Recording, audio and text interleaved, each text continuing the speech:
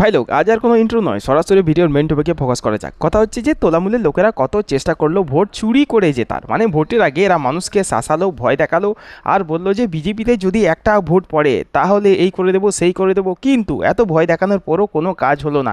মানুষ ভোরে ভোরে বিজেপিকে ভোট দিল। পশ্চিমবঙ্গে প্রথম দফার ভোট শেষ, আর ফলাফল কী হতে চলেছে মোটামুটি সবাই আন্দাজ করতে পারছো।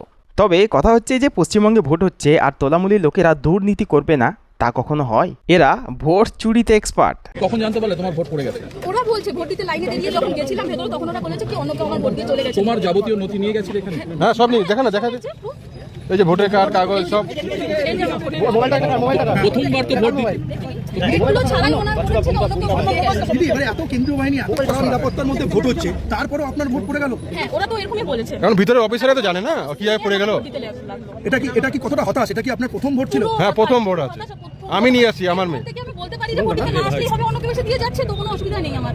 এটুকু পরিষ্কার বোঝা যাচ্ছে যে এটা তোলামূলের কাজ, কারণ ওরা গত 15 বছর ধরে চুরি করে আসছে আর ওদের 15 বছরের চুরির অভিজ্ঞতা রয়েছে, মানে এক্সপার্ট। এবার পরিষ্কার বোঝা যাচ্ছে খেলা হবে বলতে তোলামূলের লোকেরা কোন খেলার কথা বলছিল। চাল, ডাল, তেল, গরু, বালি, টাকা পয়সা, কয়লা, গম, মানে এমন কোনো জিনিস নেই যে তোলামূলের লোকেরা চুরি করেনি। একবার জাস্ট ডিপলি ভাবুন, আপনি প্রথমবার ভোটার হয়েছেন এবং আপনি কাকে ভোট দেবেন সেই প্রার্থীকেও সিলেক্ট করে নিয়েছেন। যথাসময়ে আপনি সেখানে গিয়ে 30 মিনিট পাক্কা লাইনে দাঁড়িয়ে 30 মিনিট অপেক্ষা করার পর ভোট কক্ষে ঢুকে যখন আপনি ভোটটা দিতে যাবেন তখন আপনাকে বলা হচ্ছে যে আপনার ভোট হয়ে গেছে। তখন রিয়াকশনটা ঠিক এরকম হয়। साले को बम से उड़ा दूंगा एक बार हाथ में आ जाए तो। তবে অনেকের মনে প্রশ্ন জাগছে যে ওখানে তো কেন্দ্রীয় বাহিনী ছিল, তারা কি করছিল?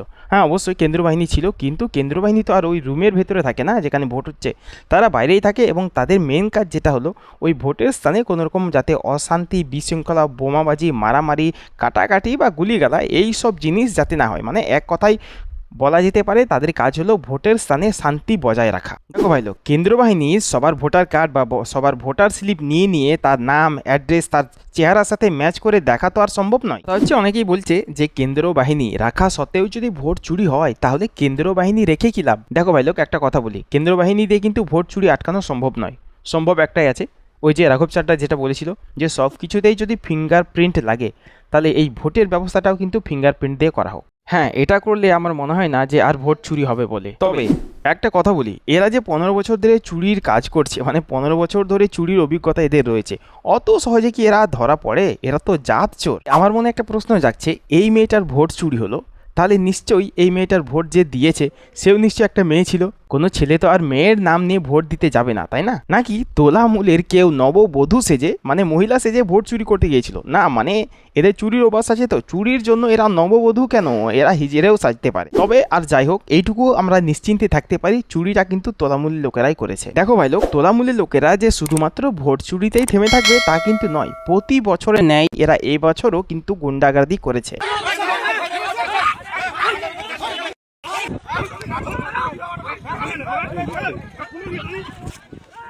ভাই লোক, যে ভিডিও ক্লিপটা তোমরা দেখলে এটা হচ্ছে কুমারগঞ্জের বিজেপি প্রার্থীকে তোলামূলের লোকেরা মারছে। ক্যামেরা অন রয়েছে, চারিদিকে ক্যামেরা চলছে, তার সামনে পুলিশও রয়েছে, তারপরেও কিন্তু ওদের গুন্ডামি কিন্তু কমেনি। বাস একটা কথা ভাবো, তোলামূলের লোকেরা, সামনে ক্যামেরা অন রয়েছে, পুলিশ রয়েছে, তারপরেও কিন্তু সেই বিজেপি প্রার্থীকে ওরা মারধর করছে।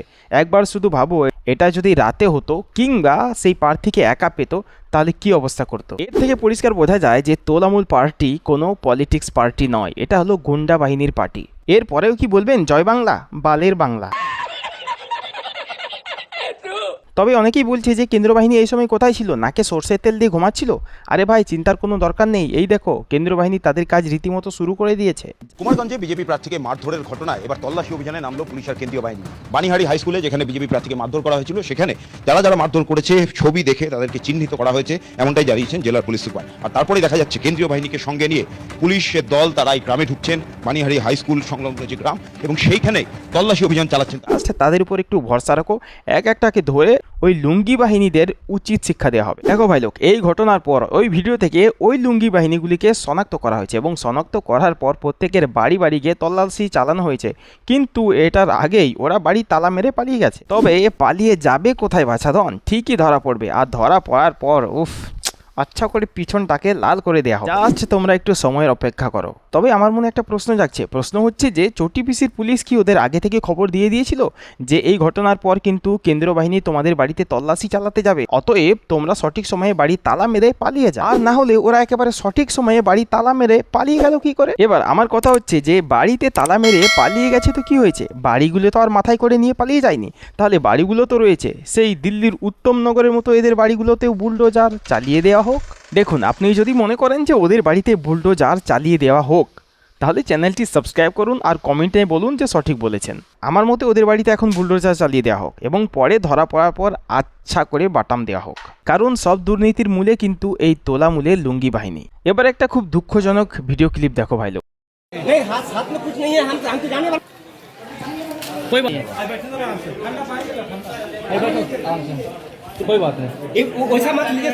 আমাদের রাজ্যের কি অবস্থা একবার ভাবো। যারা দেশের মানুষের কথা ভেবে নিজের জীবন বাজিয়ে রেখে দেশ সেবার কাজে লেগে থাকে, তাদেরকেও এই গুন্ডা বাহিনী ছাড়লো না, এদেরকে আঘাত করতে এতটুকু দ্বিধাবোধ করলো না। সত্যি এটা একটা খুবই দুঃখজনক ঘটনা। আর আমার মতে যারা এই কাজটা করেছে তাদের ধরে উপযুক্ত শাস্তি দেওয়া অত্যন্ত জরুরি। জওয়ানরা সাধারণত শত্রুপক্ষের সাথে মোকাবেলা করার সময় তাদের হাত পা কাটা পড়ে গেলেও তারা ততটা কষ্ট পায় না যতটা কষ্ট পায় তাদের নিজের দেশের মানুষ তাদেরকে আঘাত করলে, কারণ তারা নিজের জীবন বাজিয়ে রেখে নিজের দেশের মানুষকে সেবা দিচ্ছে, আর সেই মানুষগুলোই উল্টে সেই জওয়ানদের আঘাত করছে। এর থেকে কষ্টের আর দুঃখের কি হতে পারে? নিঃসন্দেহে তুই ঠিক কথা বলেছিস। তাই আপনাদের কাছে আমার একান্ত অনুরোধ, যাদের জন্য আমরা শান্তিতে রাতে ঘুমোতে পারি তাদেরকে দয়া করে আঘাত করবেন না।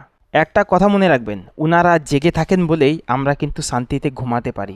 তবে এই কথাও কিন্তু সত্য, যারা আমাদের দেশের জওয়ানকে আঘাত করতে পারে তারা কিন্তু অ্যাকচুয়ালি এই দেশের বাসিন্দা হতেই পারে না। ঠিক বলেছো।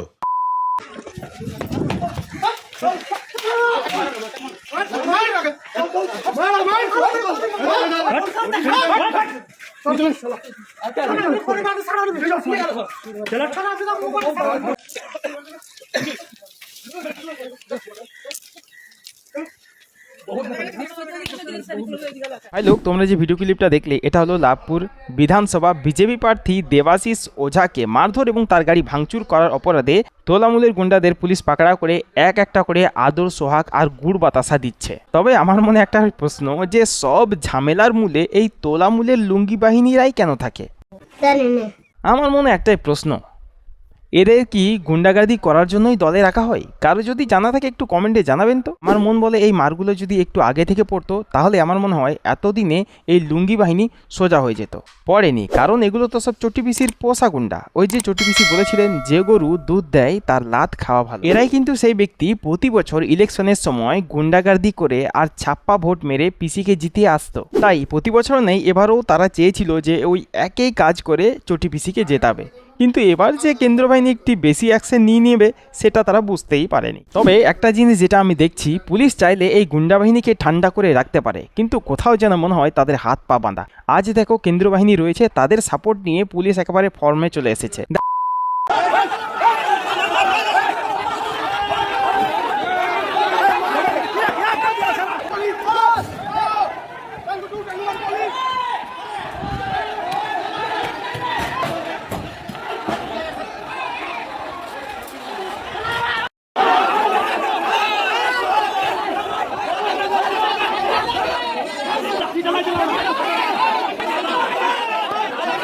দেখো ভাই লোক, একটা পরিষ্কার কথা বলি, পশ্চিমবঙ্গে ভোট হবে আর ইট পাথর ছোড়া হবে না, সেটা কখনোই হতে পারে না। আর ওই পাথর ছড়ার মধ্যে লুঙ্গি বাহিনী থাকবে না, সেটাও কিন্তু আবার কখনোই হতে পারে না। আমার মাঝে মাঝে প্রশ্ন হয়, এরা কি পাথর ছোড়ার জন্যই জন্ম নিয়েছে? এরা কিন্তু আসলে সার্টিফাইড পাথরবাজ। জীবনে এরা কিছু করতে পারুক আর না পারুক, পাথর ছোড়া ইট ছোড়ার দিকে এরা কিন্তু এক্সপার্ট। দেখো ভাই লোক, একটা পরিষ্কার কথা বলি, পশ্চিমবঙ্গে যতদিন এই তোলামূল পার্টি থাকবে ততদিন এই রাজ্যে কোনো দিন শান্তিপ্রিয়ভাবে ভোট হবে না, কারণ প্রতি বছর ইলেকশনে অশান্তি লাগানোর মূলে এই তোলামূলের লুঙ্গি বাহিনীরাই থাকে। আমি এইটুকুই বলবো যে পশ্চিমবঙ্গে শান্তিপ্রিয়ভাবে ভোট করাতে গেলে শুধুমাত্র কেন্দ্র বাহিনী নিয়োগ করলেই হবে না, তাদেরকে ফায়ারের পারমিশনও দিতে হবে, তবে গিয়েই আমাদের রাজ্যে শান্তিপূর্ণভাবে ভোট করানো যেতে পারে। আপনি যদি আমার এই কথার সাথে সহমত হন তাহলে চ্যানেলটি সাবস্ক্রাইব করুন আর কমেন্টে আপনার মতামত জানান। আর সেই সাথে সাথে আজকের ভিডিও আমি এখানেই শেষ করছি। দেখা হবে আবার একটা নতুন ভিডিও নিয়ে। আজকের মতো বিদায়।